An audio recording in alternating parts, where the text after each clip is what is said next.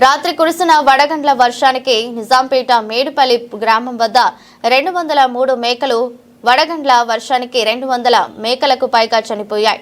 ఇటు మేకలు చౌడపూర్ మండలం కొత్తపల్లి గ్రామానికి చెందినవి.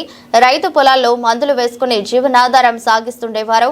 అకస్మాత్తుగా రాత్రి వడగండ్ల వర్షానికి సుమారు రాత్రి 11 గంటలకు భారీ వర్షంతో పాటు వీధి గాలులు వడగండ్ల వర్షం రావడంతో వారికి మేకల ఆస్తి నష్టం జరిగింది. మేకల కాపరులు కొత్తపల్లి యాదమ్మ కేశవులు, గొర్రెల గోపాల్, బి యాదయ్య, జంబుల యాదయ్య వీరికి సంబంధించిన మేకలు మృతి ఘోషపడ్డాయి.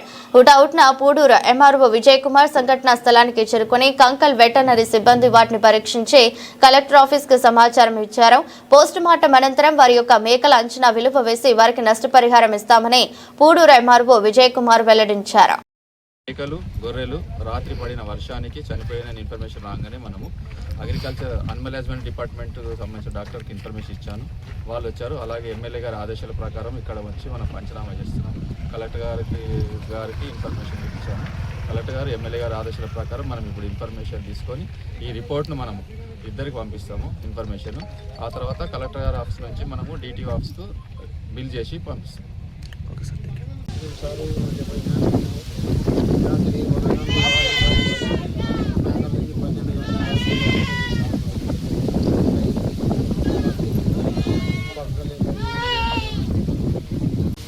కొత్తపల్లి మాది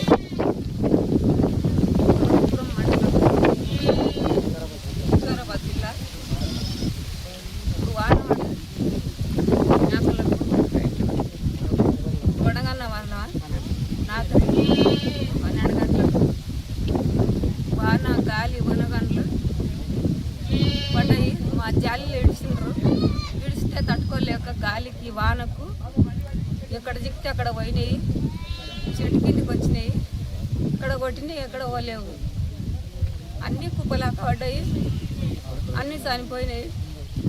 చదువుకున్నారు కొడుకులు కానీ జాబులు లేవు. మా బతుకుదారు ఇదే సారు. 70 మేకలు.